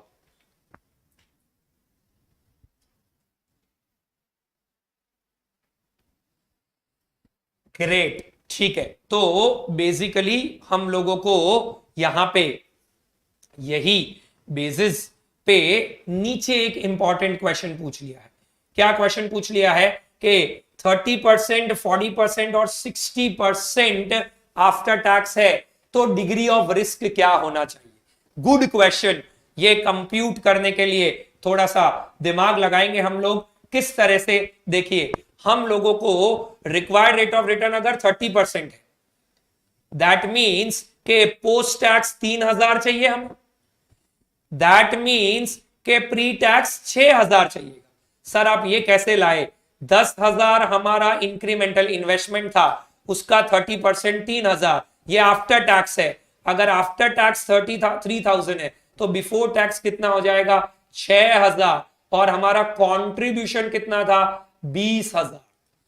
कंट्रीब्यूशन कैसे आया था? सेल्स पे कोई फर्क नहीं पड़ रहा है, क्योंकि जहां से हम पैसा जुगाड़ रहे हैं वहां पे ज्यादा एक्सपेक्टेशन हुआ है, तो 1,80,000 तो सेम ही रहेगा। तो 20,000 हमारा प्री बैड डेट का बेनिफिट है और 6,000 हम लोगों को मिनिमम चाहिए। मतलब हम कितना बैड डेट झेल सकते हैं? 14,000 का बैड डेट झेल सकते हैं। तो हमें यही तो पूछा हुआ है, डिग्री ऑफ रिस्क। अभी वाले केस में 10% रिस्क था, तो 1,00,000 का 10% हमने 10,000 कर दिया था। ये वाले क्वेश्चन में 10% रिस्क की जगह पे हम लोग 14% रिस्क जो है वो बेयर कर सकते हैं। यही अगर 40% रिक्वायर्ड रेट ऑफ रिटर्न हो जाएगा तो 10,000 का 40% विल बी 4,000, तो प्री टैक्स हो जाएगा 8,000 और हमारा बैड डेट है हमारा कंट्रीब्यूशन है 20,000, तो 20,000 और 8,000 का डिफरेंस हो जाएगा 12,000। इस बेसिस पे आपका डिग्री ऑफ रिस्क चेंज होता रहेगा। सो छोटा सा क्वेश्चन है, कॉन्सेप्चुअली शायद आ भी गया होगा बहुत सारे जनों को पहले से ही, लेकिन फिर भी एग्जाम में आपको ये डिग्री ऑफ रिस्क का मतलब यहाँ पे बैड डेट हुआ और वो बैड डेट हम कितना झेल सकते हैं वो पूछना चाह रहे हैं। तो दो केसेस हो गए, केस नंबर 1 जिसमें हम लोगों को नॉर्मल पूछा हुआ है और केस नंबर 2 जिसमें बोला है 30 टैक्स पोस्ट टैक्स, तो प्री टैक्स आपका जो है वो 3,000 का 6,000 हो जाएगा और 20,000 हमारा विदाउट बैड डेट का गेन था। मतलब हमारा level that of bad debt that we can bear इतना होगा तो चलेगा, तो भी हम लोगों को प्रॉब्लम नहीं होगी, वो बताने की कोशिश है।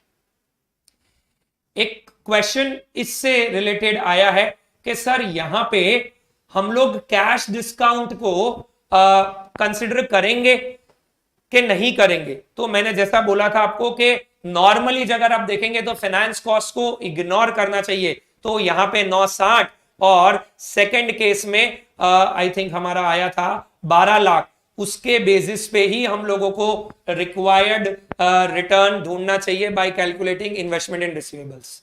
सो वही बेसिस कैलकुलेट करेंगे, ठीक है। और मैंने पूरा क्वेश्चन ये इसीलिए नहीं कराया क्योंकि यहाँ पे क्रेडिट टर्म्स वाला पार्ट ही डिस्कस करना था, बाकी तो आपको आ ही जाएगा क्योंकि देखो एवरेज कलेक्शन पीरियड 40 डेज दे रखा है, मतलब इसको हम 9 से डिवाइड कर देंगे। यहाँ पे अगर हमें 12 लाख दिया हुआ है और एवरेज कलेक्शन पीरियड 30 डेज है, मतलब इसको हम 12 से डिवाइड कर देंगे। इस बेस पे जब हमारा कैलकुलेशन होगा तो आई थिंक आप गिन सकते हो। क्वेश्चन ये था कि इसको हमने क्यों कंसिडर नहीं किया, this being a finance cost, ठीक है, separately recorded cost of sales में इसका कंसिडरेशन जनरली हम लोग इनकॉर्पोरेट नहीं करते, लेकिन मेरे हिसाब से एक और स्कूल ऑफ थॉट है, आप उसको इनकॉर्पोरेट कर रहे हो, अपफ्रंट दे रहे हो तो भी होगा। लेकिन समझो वापस, जब हम माल दे रहे हैं तब तो अपफ्रंट बहुत कम जन देते हैं क्योंकि उन्हें पता है 10वें दिन 20वें दिन ही मिलेगा, तो आपका जो इनिशियल ब्लॉकेज है वो उसमें इनकॉर्पोरेट नहीं हो रहा है और हम ओवरऑल का कंसिडरेशन ले रहे हैं इसलिए। सो आई होप एक सवाल जो विराट पूछ रहे थे, ठीक है, वो यहाँ पे कवर अप हो गया है एंड इसके बेसिस पे हमारे ये जो क्रेडिट पॉलिसी के कुछ हमने जो क्वेश्चंस किए वो मेरे हिसाब से कवर हो गए होंगे। हमने 4 तरह के क्वेश्चंस आज किए हैं, जिसमें एक में सेल्स बढ़ रही है, एक में सेल्स के बारे में कोई चेंज नहीं है, कॉस्ट टू कॉस्ट कंपैरिजन किया, एक में हमने 1/10 नेट 30, 1/10 नेट 45 वो वाला पार्ट किया और एक बैड डेट का रिस्क का लेवल किया। तो हमने वैसे तो एक ही चीज की है, मैं स्ट्राइक आउट कर रहा हूं, लेकिन उसमें हमने ये बहुत सारे अलग अलग तरह के क्वेश्चंस को जो है वो आज कवर कर दिया है। आई थिंक एक और सेशन लगेगा हमें जिसमें हम बाकी के पार्ट के लिए मिलेंगे, जिसमें हमने जो छोटे छोटे पार्ट्स हैं वो देखेंगे, चाहे वो मैनेजमेंट ऑफ पेबल्स हो, इन्वेंट्री मैनेजमेंट हो, ट्रेजरी मैनेजमेंट हो, उसका एक क्विक कवरेज रिवीजन के पर्सपेक्टिव से हम देखेंगे, तो उसको हम आगे और कंटिन्यू करेंगे इन वन मोर सेशन। ये जो दो मोस्ट इंपॉर्टेंट सेगमेंट थे वो हमारे इसके बेसिस पे कवर अप हो जाते हैं। सो इसी तरह पढ़ते रहें, आगे बढ़ते रहें, हम बिल्कुल कोशिश करेंगे कि हम आपकी सीए की जर्नी को थोड़ा और आसान और आरामदायक बनाएं। Thank you very much.